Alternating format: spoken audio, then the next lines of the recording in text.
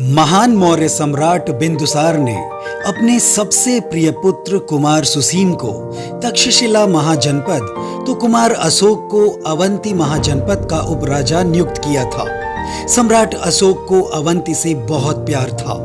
कुमार अशोक करीब 11 वर्षों तक यहाँ के उपराजा अर्थात राज्यपाल के पद पर तैनात रहे। उपराजा रहते हुए कुमार अशोक ने विदिशा की निवासी शाक्यवंशी कन्या देवी से विवाह किया था।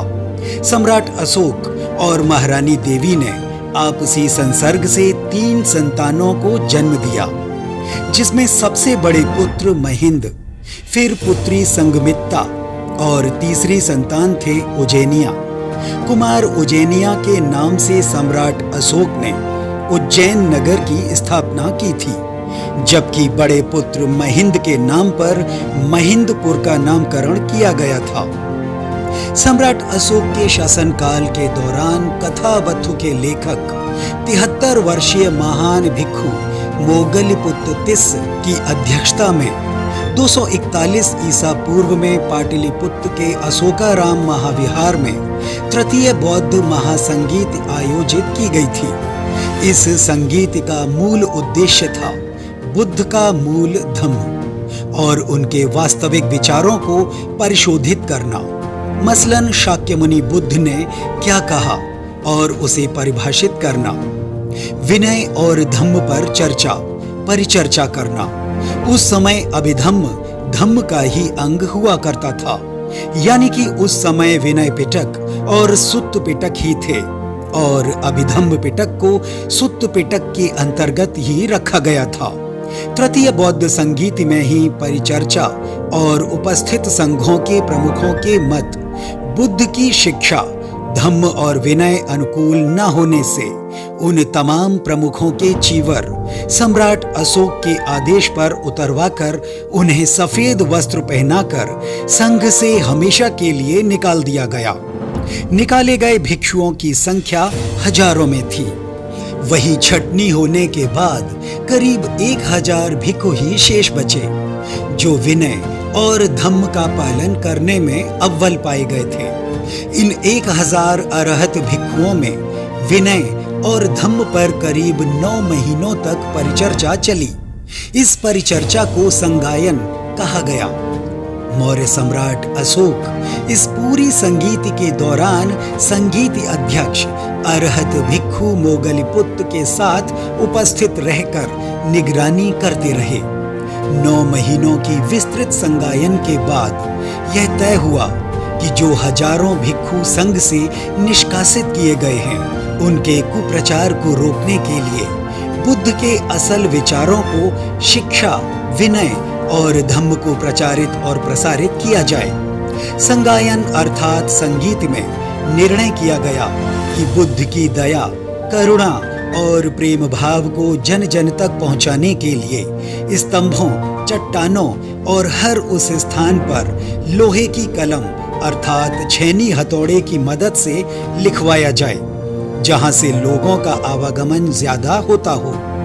इसके साथ ही सम्राट अशोक ने देश विदेश में सुशिक्षित और प्रशिक्षित अरहत भिक्षुओं के नेतृत्व में अनेकों प्रचार मंडल गठित किए।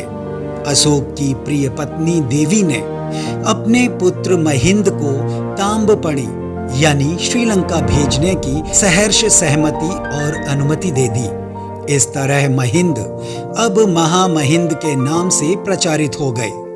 महामहिंद के साथ श्रीलंका जाने वाले दूसरे भिक्षु थे इत्तियो, उत्तियो, संबलो और भद्दसालो।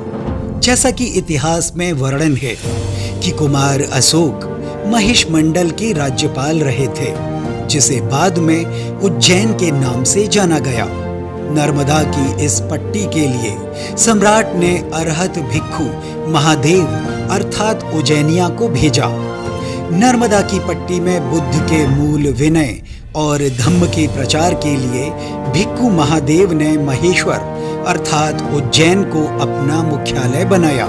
सम्राट अशोक ने महामहिंद महादेव के अलावा अन्य अरहत और भिक्षुओं को विभिन्न देशों में धम्म के प्रचार और प्रसार के लिए अलग अलग दलों में भेजा, जिनमें प्रमुख थे मज्झिम, कस्सप, रक्षित, योन रक्षित, महारक्षित सोनो और उत्तरो। जिस प्रकार श्रीलंका के लिए अरहत महिंद जितने महत्वपूर्ण हैं, उतने ही अरहत महादेव महिषमंडल और अवंती के लिए।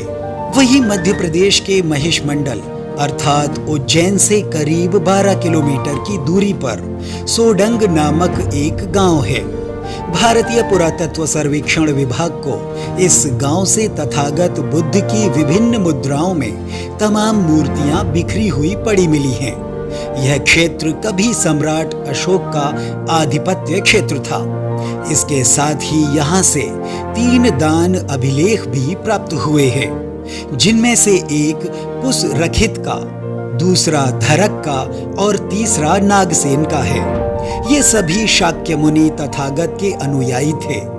इन अभिलेखों पर भिक्षु लिखा हुआ है, तो जाहिर है कि ये दान बौद्ध बिहार के लिए ही दिए गए हैं।